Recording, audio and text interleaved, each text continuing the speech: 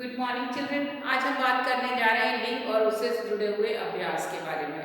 लिंग शब्द क्या होते हैं? अंग्रेजी में हम बोलते हैं जेंडर। ऐसे शब्द जो हमें ये बताते हैं कि कौन सा शब्द स्त्री जाति का बोध करा रहे हैं और कौन सा शब्द पुरुष जाति का बोध करा रहे हैं। यानी जिन शब्दों से हमें ये पता लगता है कि ये स्त्री है यानी लड़की है और ये पुरुष है यानी कि लड़का वाला शब्द है, तो वो शब्द कहलाते हैं लिंग। ये हमने पिछले मॉड्यूल में सीखा।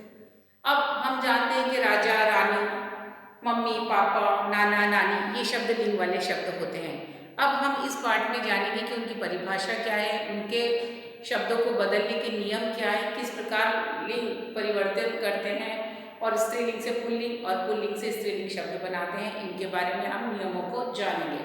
तो उससे पहले हम देख लेते हैं कि लिंग क्या होता है, उसकी परिभाषा क्या है और उसके भेद क्या है। तो लिंग की परिभाषा हम कुछ इस प्रकार लिख सकते हैं कि शब्द के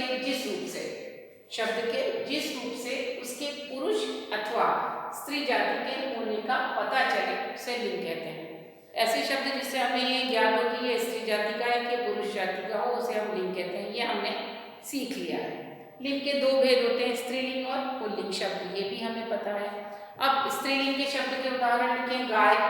अब पशु है तो भी स्त्रीलिंग में आएगा, जरूरी नहीं है। यहाँ पर स्त्री और पुरुष जाति के होने का मतलब ये नहीं कि वो इंसानों में स्त्री या पुरुष हो, बल्कि वो क्रिया के साथ किस प्रकार की क्रिया लग रही है उससे क्या स्त्री होने का भाव हो रहा है। जैसे मैंने कहा हवा चल रही है, हवा क्या है? चल रही है। रही है से पता चल रहा है कि वो लड़का नहीं है, लड़की वाला शब्द है, तो हवा हो गई स्त्रीलिंग।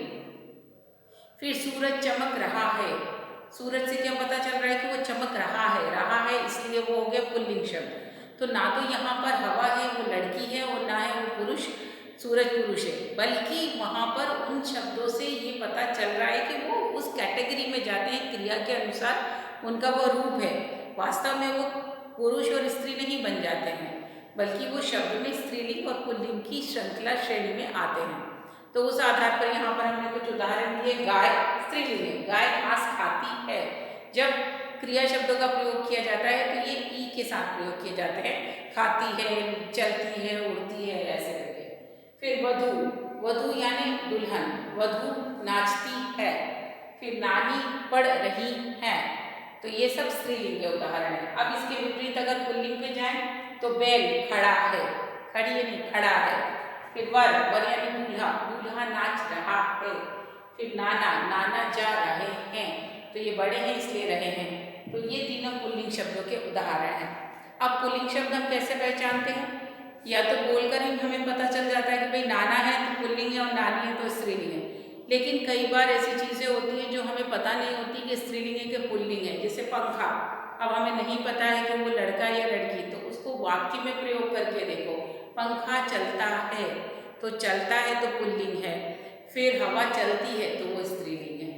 तो इस प्रकार से आप लिंग के शब्दों को पहचान सकते हो। तो कीजिए अभ्यास और आप ये काम कीजिएगा कि परिभाषा लिख लीजिए कॉपी में, लिंग के भेद लिख लीजिए और दोनों भेदों के नाम स्त्रीलिंग पुल्लिंग लिखकर इन उदाहरणों को कॉपी में लेखबद्ध कर लीजिए। और ये हमेशा ध्यान रखिएगा कि अगर लिंग वाले शब्दों को आप पहचान नहीं पा रहे हो तो वाक्य में उस शब्द को रखकर प्रयोग करके देखो और क्रिया के अनुसार उसके लिंग पहचानने की कोशिश करो।